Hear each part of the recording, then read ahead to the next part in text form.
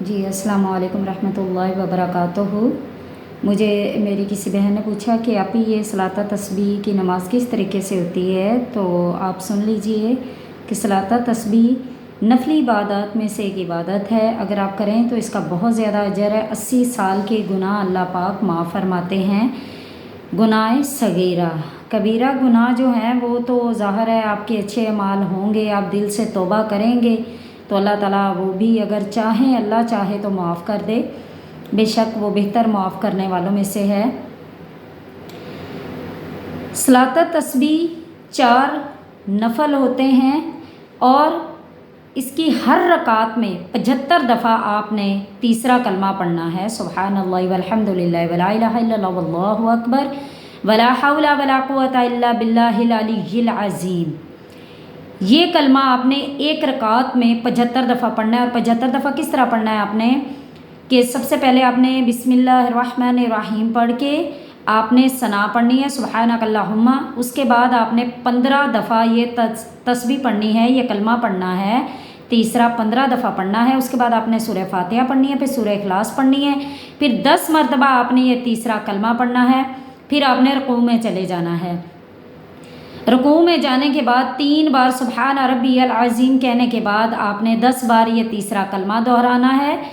جب بھی آپ اس کلمے کو دہرائیں، جب آپ 9 دفعہ یہ کلمہ پڑھ لیں، 10ویں بار آپ نے اس طرح سے پڑھنا ہے، سبحان اللہ والحمد للہ ولا الہ الا اللہ واللہ اکبر ولا حول ولا قوۃ الا باللہ العلی العظیم۔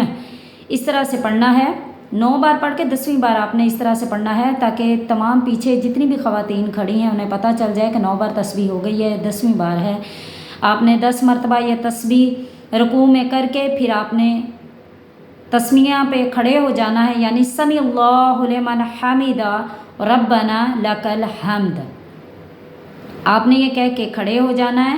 اس کے بعد آپ نے 10 مرتبہ یہ تسبیح قیام میں پڑھنی ہے۔ قیام میں پڑھنے کے بعد آپ نے سجدے میں جانا ہے۔ سجدے میں جانے کے بعد آپ نے 3 بار سبحان ربی العالی کہنا ہے، پھر سجدے میں ہی 10 بار آپ نے یہ کلمہ پڑھنا ہے۔ پھر اس کے بعد آپ نے جلسے میں بیٹھ جانا ہے۔ جلسے میں بیٹھنے کے بعد آپ نے 10 بار یہی کلمہ پڑھنا ہے، پھر آپ نے دوسرے سجدے میں جانا ہے۔ دوسرے سجدے میں جانے کے بعد آپ نے 3 بار سبحان ربی العالی کہنا ہے اور پھر 10 مرتبہ یہی کلمات دہرانے ہیں۔ اسی طرح سے آپ نے ایک رکعت پڑھنی ہے اور اسی طرح سے آپ نے 4 رکعتیں پڑھنی ہیں۔ جب آپ چوتھی رکعت میں ہوں گے تو جب آپ نے دوسرا سجدہ کر لینا ہے اور آپ نے وہ تسبیح بھی پڑھ لینی ہے، تیسرا کلمہ بھی پڑھ لینا ہے، تو جب آپ دونوں سجدے کر لیں گے تو پھر آپ اتحیات پڑھیں گے، پھر جس طرح سے نماز پڑھی جاتی ہے درود پاک پڑھیں گے، پھر دعا پڑھیں گے، پھر سلام پھیر دیں گے۔ صلاۃ تسبیح اس طریقے سے پڑھی جاتی ہے۔